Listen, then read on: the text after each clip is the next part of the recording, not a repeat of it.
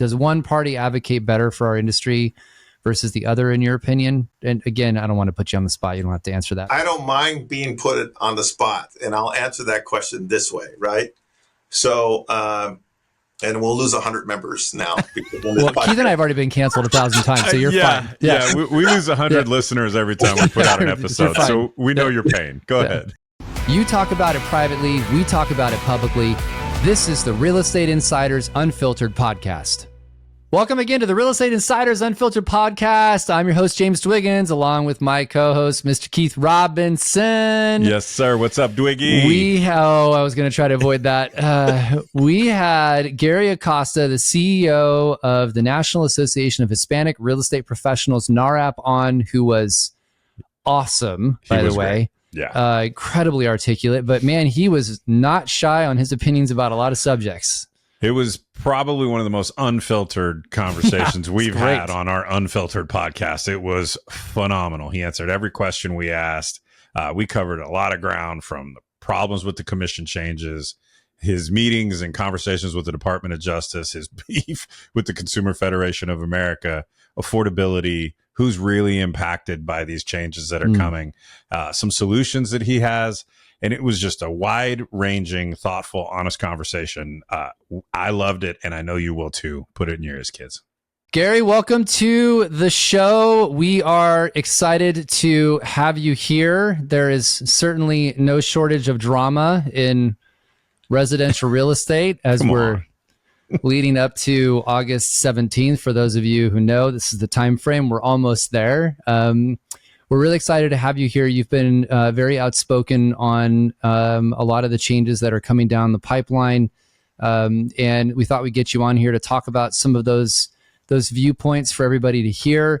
Let's start with this. Just let's go back a little bit to your background, kind of a speed round version of your background and how you ended up being the CEO of NAHREP. And I believe you started in the real estate game in 1996. Did I get that right? Probably a little before that. Okay. Okay. All right. Well, let's start there. Then give us your background, when you started and how you ended up where you are today.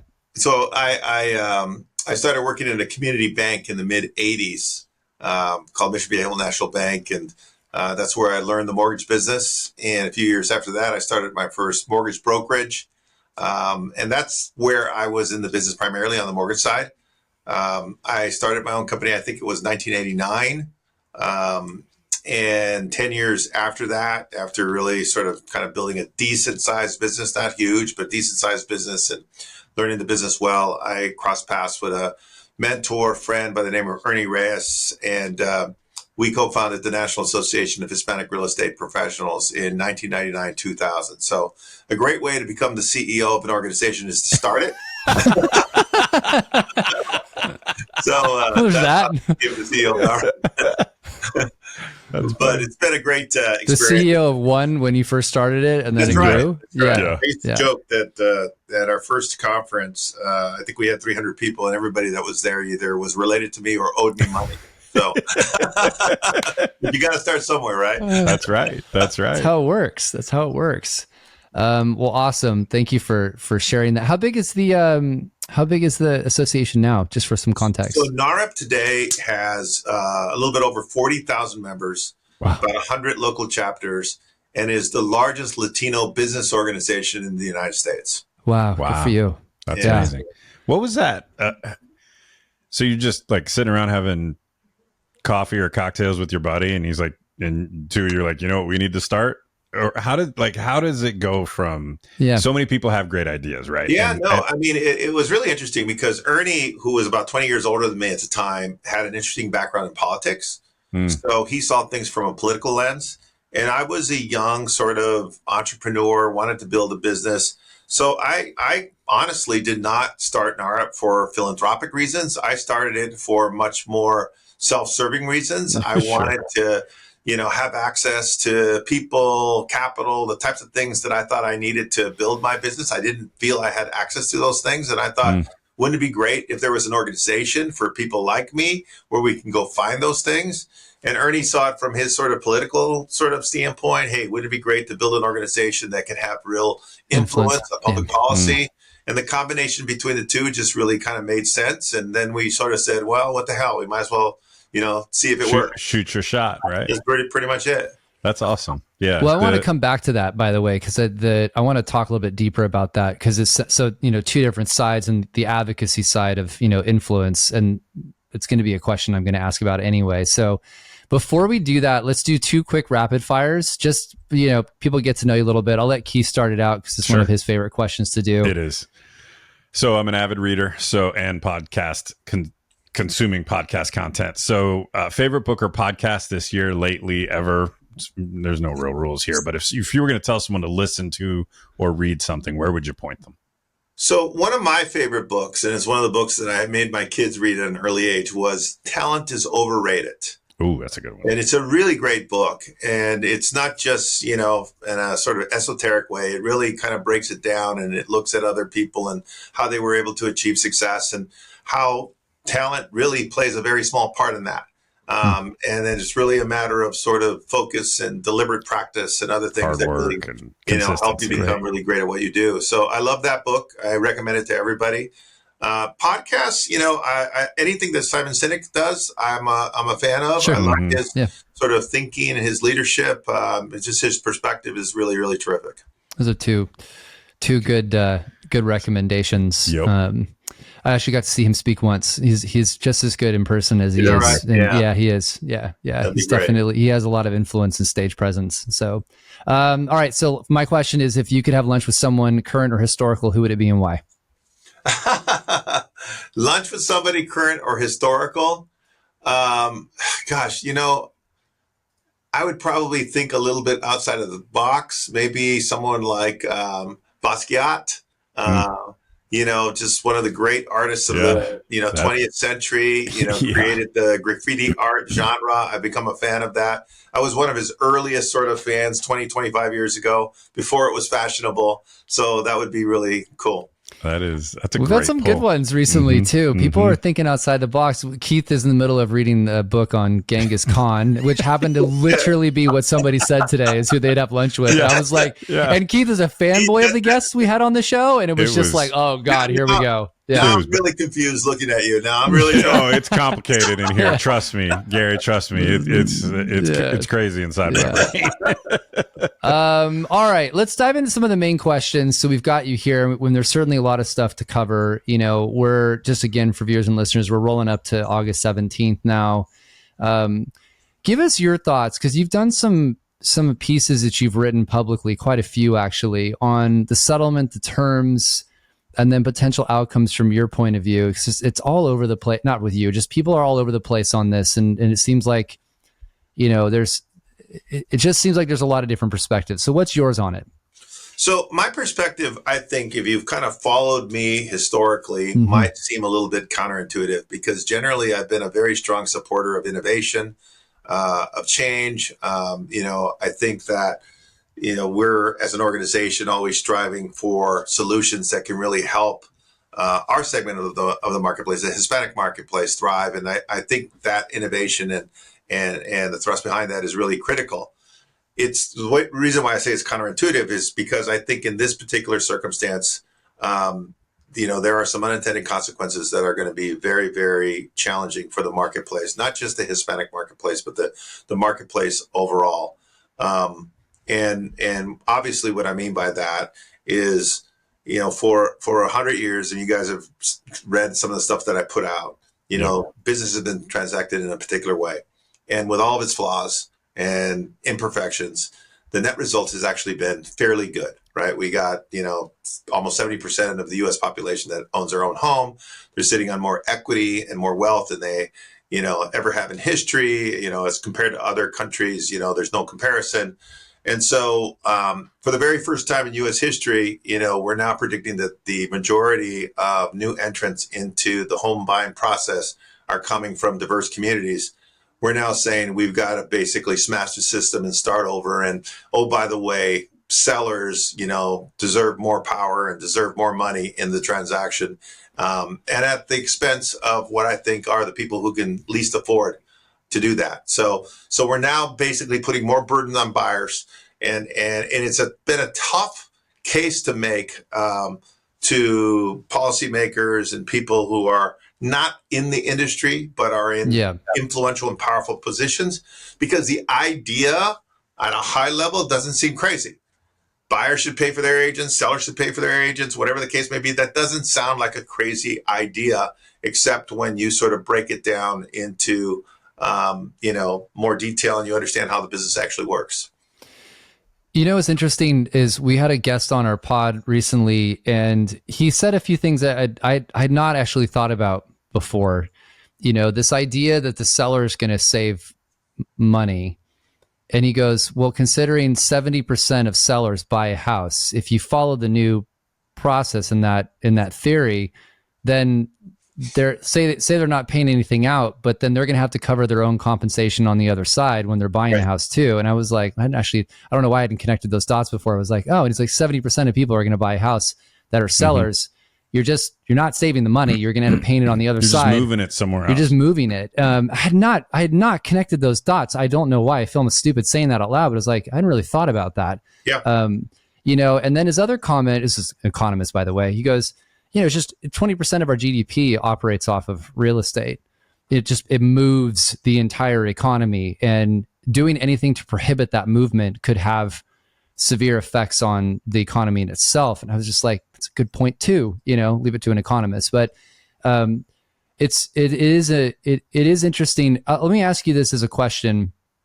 So we had Shannon McGann, I'm sure you know who that is, at NAR on our pod. And we were asking her, like, what's the chance that Fannie and Freddie will make changes to, allow buyers to finance their agent's compensation if the seller's not paying it? She was like, well, it takes something really bad for Congress to make it a priority. What's your take on that? And you mentioned, obviously advocacy is part of what your association's doing. Is that something you guys are working on? Like, where's your take on this? So that's a good question, because I think the people who are on the other side of this argument point to that as being a solution frequently. It's like, it's not going to be that big of a deal because buyers will just be able to finance these expenses. But it's much more complex than that. First of all, Fannie and Freddie, couldn't necessarily make that change on their own. They have a regulator. They are part of the government, essentially, because they are under conservatorship.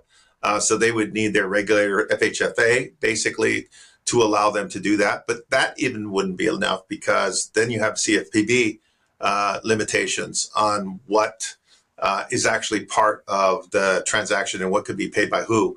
It was interesting because it doesn't seem that complex to me, because I come from the mortgage banking space. But to people who aren't from that space, I think they don't totally get their head around it. I've had direct meetings with the DOJ, as you probably know, and it surprised me that they don't necessarily understand this from a nuanced standpoint. And basically it comes down to this, right?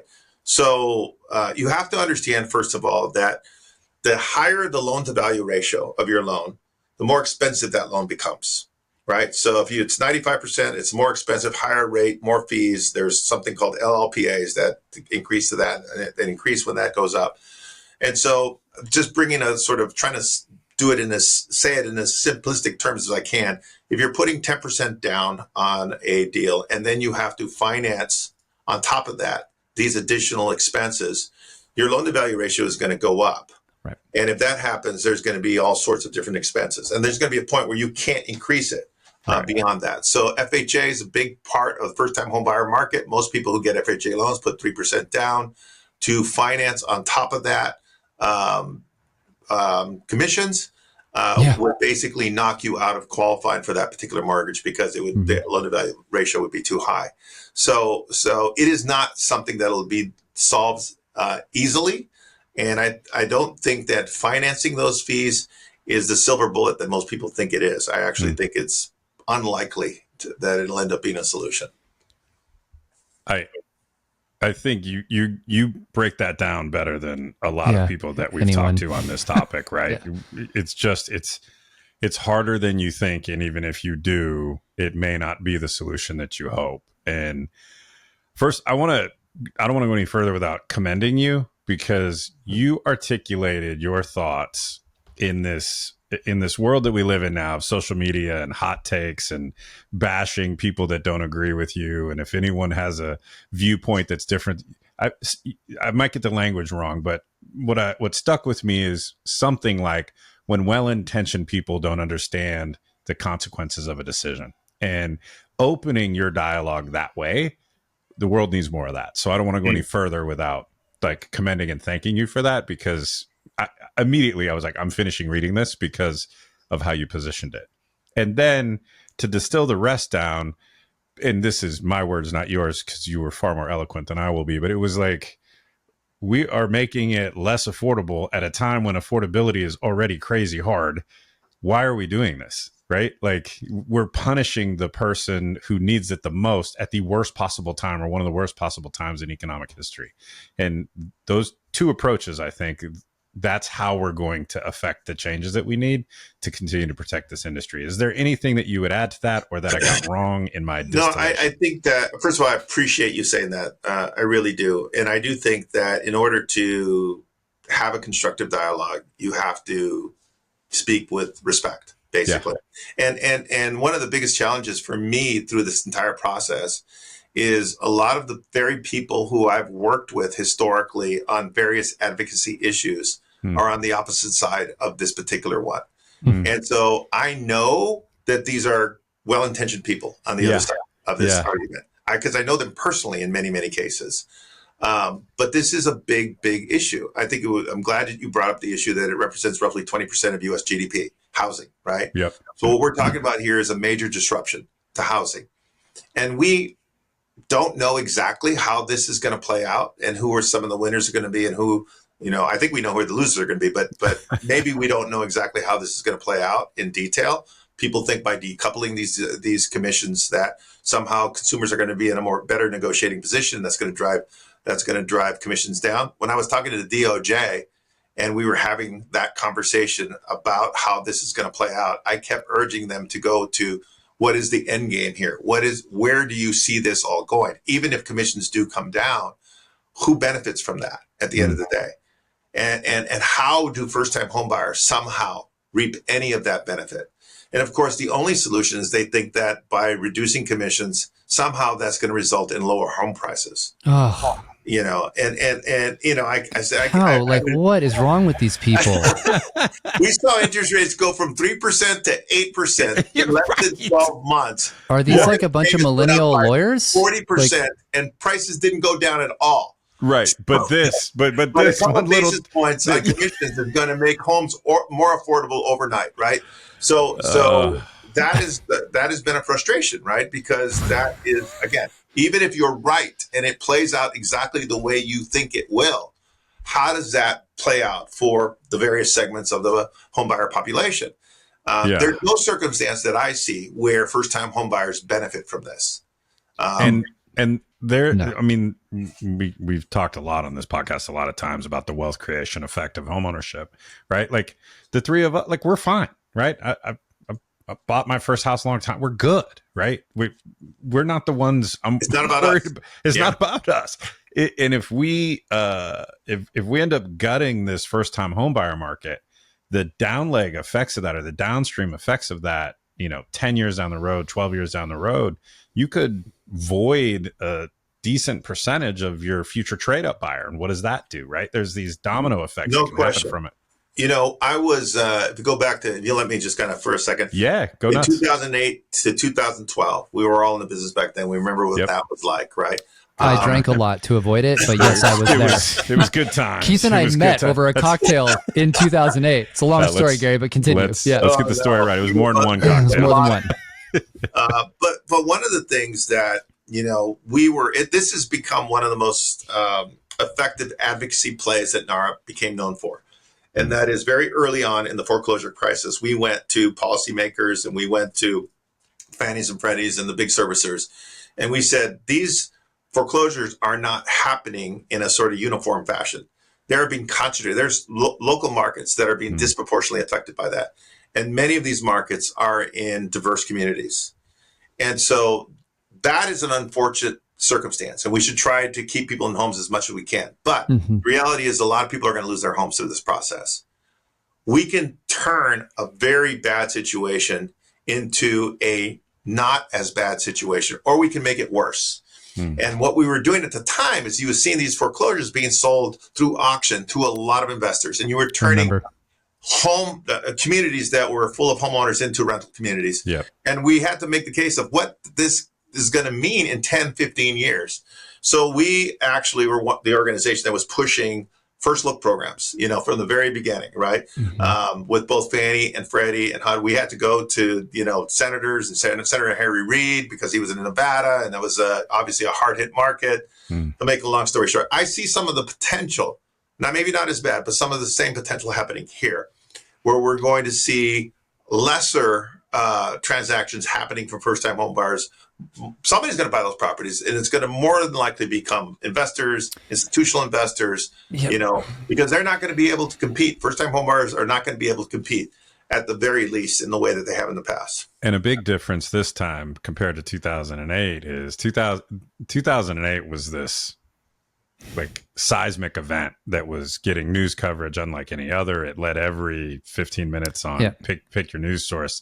This change won't, right? It's not going, this is going to be that sort of slow erosion of the American dream as opposed to this dramatic implosion. And if we don't get the news coverage that we need, and we don't get the voice up into the political stratosphere, it's going to be a lot harder to affect the changes that are needed, because, and you're a kinder soul than I, at least based off of the reading that I've done. Like, I don't think politicians are going to affect the change until it's forced upon them, right? Until they think it'll cost them votes. It's a great point. That's very well put. That's absolutely true. I was at Housing Wire a few months ago, and I was on stage. I was irritated because I'd heard there were lawyers in the audience. Gary. You don't know James yelling. is known for at least rants. once a podcast. There's an attorney's rant. So you're about to get.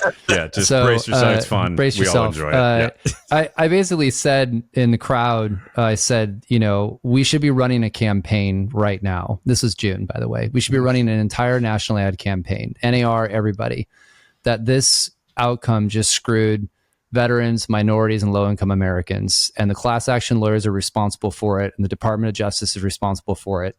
And it requires Democrats and Republicans to step up and solve this issue, and just take the $40 million or whatever the amount of money is NAR spends on TV ads and just make it about that.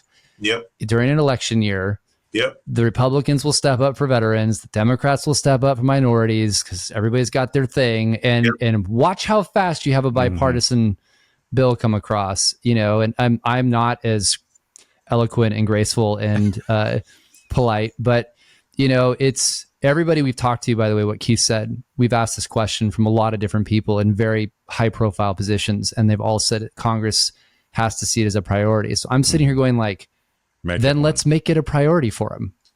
We've got a huge microphone with a lot of people. So I'll segue that into this. So microphone, the Consumer Federation of America certainly has one right now, and they've got a lot of stuff. In fact, we're going to have Stephen Brobeck on the pod as well to talk to him about his views and things.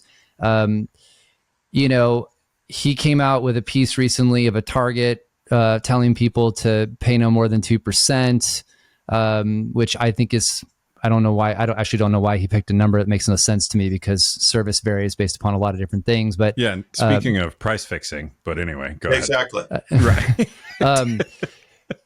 Give us your stance on that. You had a very good piece you wrote on Housing Wire about, why CFA is misguided, and just tell, I'm not putting words in your mouth, but tell a little bit about your thoughts on CFA and where you think that they're off on some of their views.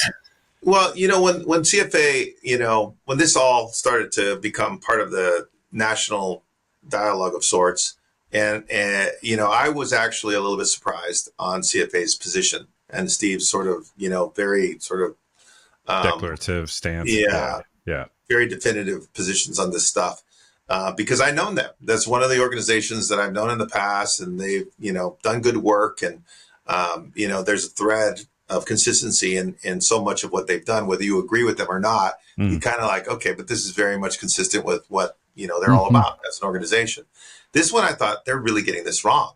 I'm going to go talk to Steve myself, and I'm going to have a constructive conversation, and I'm going to try to, enlighten him a little bit about a different perspective. And hopefully, he'll sort of, I didn't expect him to turn on the dime, but I expected maybe to soften a lot of his rhetoric. And I did meet with him, and we did have a long conversation. And I thought that I made a very sort of clear, concise, compelling argument.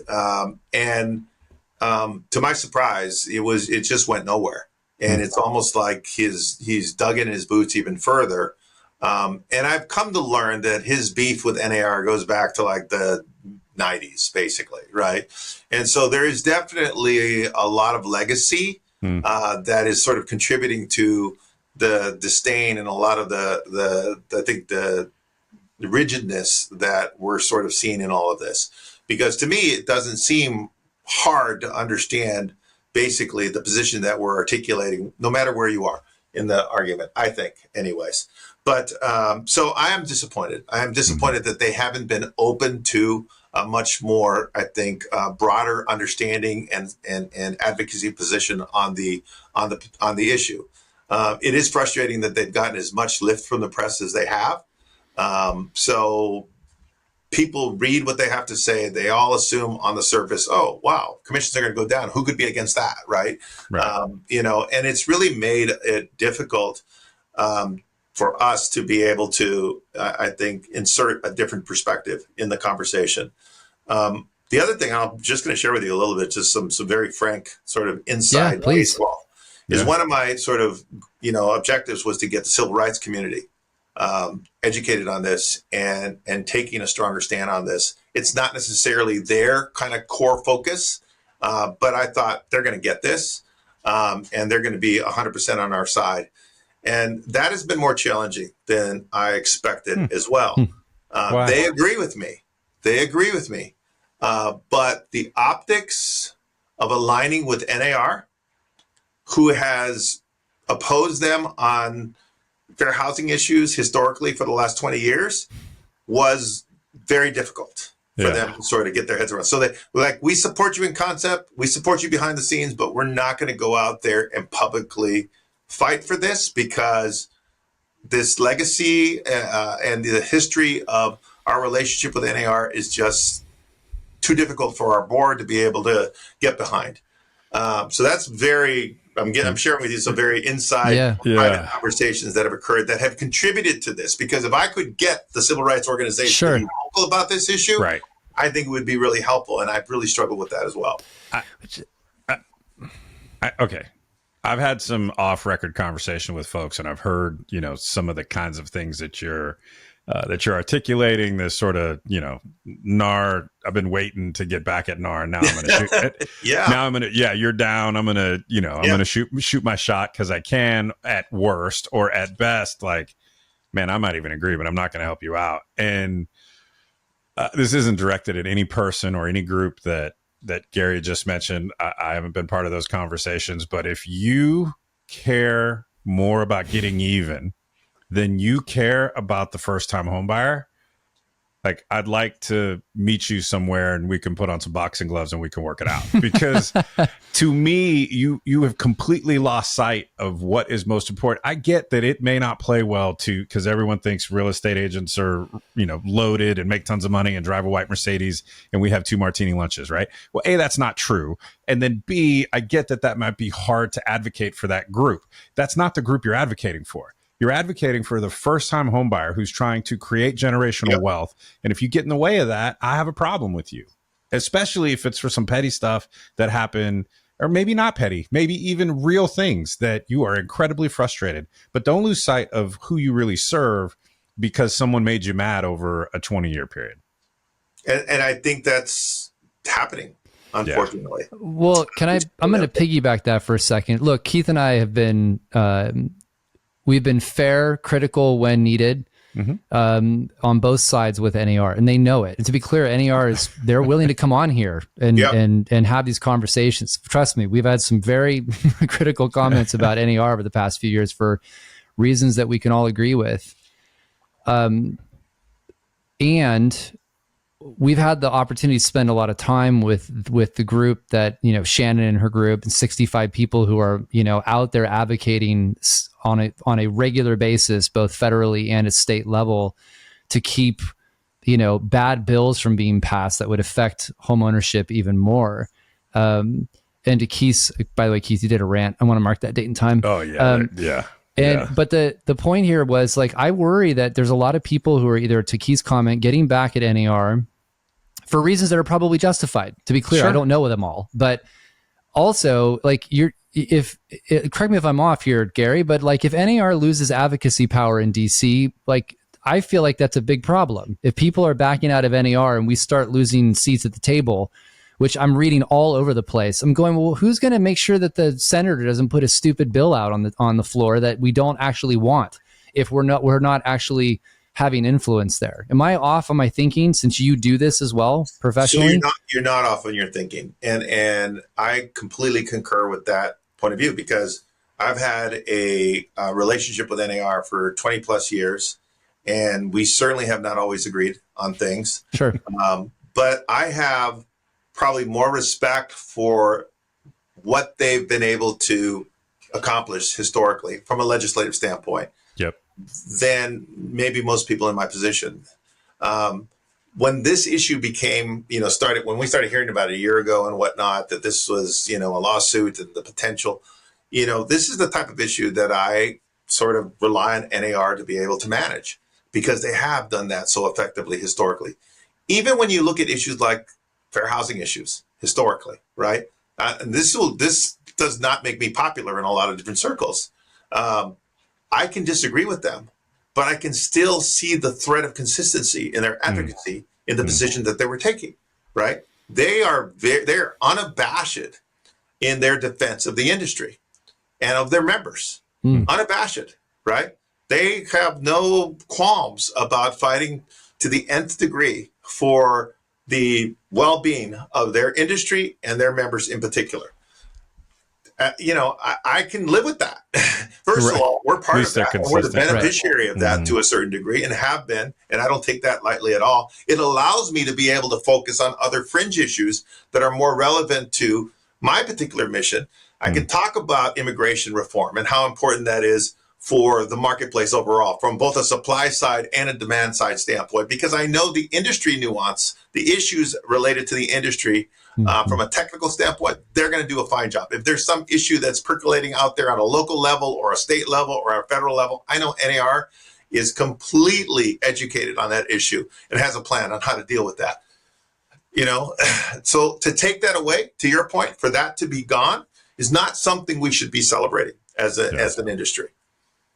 Do you mind sharing, how do you guys work together, just for context? You kind of said that NAR deals with some of these things and you're working on other ones. Do you guys advocate together? Is it you're both talking about a specific issue and going, we need to put the full weight of both organizations behind, that happens. I believe that every organization has a limited amount of political capital, right? So I'm not delusional about that.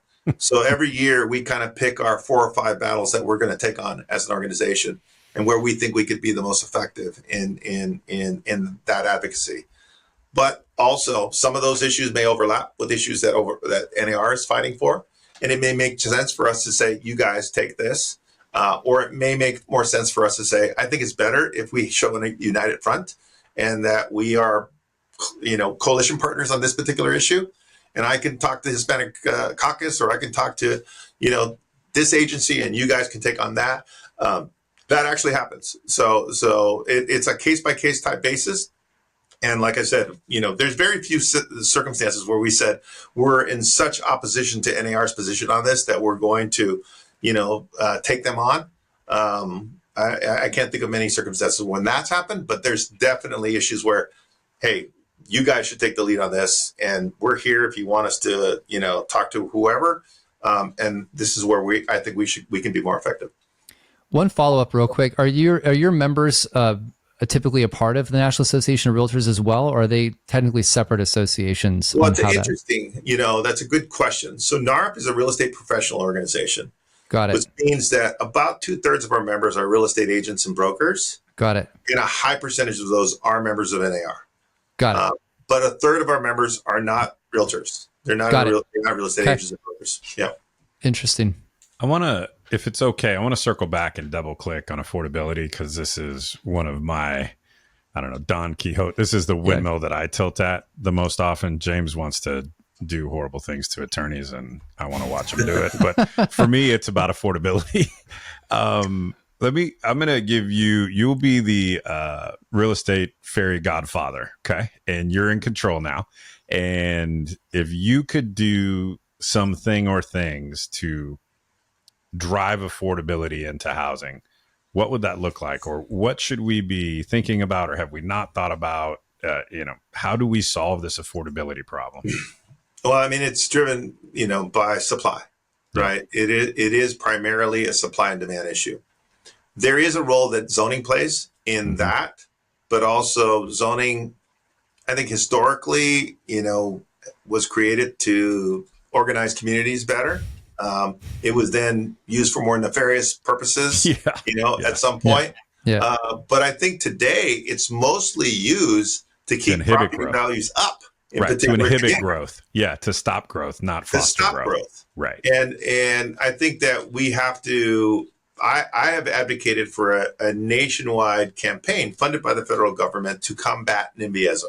And not because it's evil, but to actually show that by bringing affordable housing into communities, it actually helps those communities in a number of different ways. And it doesn't drive property values down. Right. It actually increases workforce participation and all those sorts of things that are positive. And I think that's just a misnomer that people just don't totally understand. And zoning laws are primarily, local, municipality driven rules and regulations. Those, elected officials are going to respond to their constituents. Those constituents want to keep their property values high because, everybody likes to have their wealth built into their home. And so that's going to, we have to address that. So I think to answer your question, I think we have the supply, affordability is a factor of supply more than anything else. There's access to credit and other things that I think contributed to it, but primarily it's an issue of supply. And I think that, developing solutions around that, zoning and so forth, are really the way to attack that issue. Just a follow-up on, because I've been really frustrated, I guess is the right word to put, with how this administration, I'm not making political, I'm just stating, has been very focused on the fees that are involved in the sale of a house as the way to make housing more affordable. And we've had many economists on here who are like, that has nothing to do with increasing supply. It's not going to solve any of those issues. And I love your take on that, but where's this coming from? Like, from your perspective, since you're tied in with DC, is this just because it's an election year? Like, what's your take on that? Why do they pick on fees to address the affordability issue? I just think it seems to be sort of an easier issue to attack. I mean, I think that it's definitely easier than trying to solve zoning across the right. It's much easier, much more complex, and requires much more coordination. And so I think it's almost completely misguided. Now, we've had predatory lending in the past, and it is a significant issue. I think the CFPB has addressed that issue in a pretty, successful way, and probably that pendulum has swung maybe a little too far the other direction. So it's actually too hard restrictive in some cases to qualify for mortgages, especially if you're self-employed. And all of that is a result of trying to address predatory lending. But I think the whole issue around fees, especially, one of the things I think I said that didn't make it on the last blog that I wrote on CFPB is that, I have been doing this advocacy work for 25 years. I know I look a lot younger than I probably actually am, but I've been doing this for 25 years. And every year we've had many, many conversations with regulators and, the Fannie Mae's of the world and so forth, addressing the barriers to homeownership for minority groups and other underserved communities. Not one time in 25 years has anybody ever mentioned real estate commissions. Right. Has been a barrier to homeownership. Because we could debate how much it's going to put downward pressure on commission, right? And those debates are out there. But if it's a 50 basis point move in the acquisition costs, doesn't change anything. In an environment in which you're asking the people who can afford it the least to pay for it, is not going to it's not really going to impact it. It makes no sense. Yeah. And like I said, it actually the unintended consequences are very disconcerting. Yeah. One last follow-up. You don't have to answer this. We're trying to get somebody to at least give some perspectives on. We know we're a guess, but do you feel like this is going to change with the current administration, a change in presidency with Harris, or if Trump becomes president again? Or do you think does one party advocate better for our industry versus the other, in your opinion? And again, I don't want to put you on the spot. You don't have to answer that, but just trying to get somebody to tell me, we kind of know where the current administration is. I don't mind being put on the spot, and I'll answer that question this way, right? So, and we'll lose 100 members now. Well, Keith and I have already been canceled 1,000 times, so you're fine. Yeah, we lose 100 listeners every time we put out an episode, so we know your pain. Go ahead. So I am no fan of Donald Trump, and I haven't been shy about that. I've gotten over the, I don't have the derangement syndrome that maybe I once had, but I'm not a fan of his. However, and this is something that I shared with my board and whatnot. I said, this particular issue would play perfectly into his hand. I could almost write the script for Donald Trump on how this has been an attack, an assault on the American dream and the very people who have facilitated that dream for generations in America. And minority homebuyers who are now, driving the marketplace are now being victimized by this overregulation and overreaching sort of, regulatory apparatus that hates America. Here we go. And I'll say, hey, and I've said this to members of the administration, of the current administration.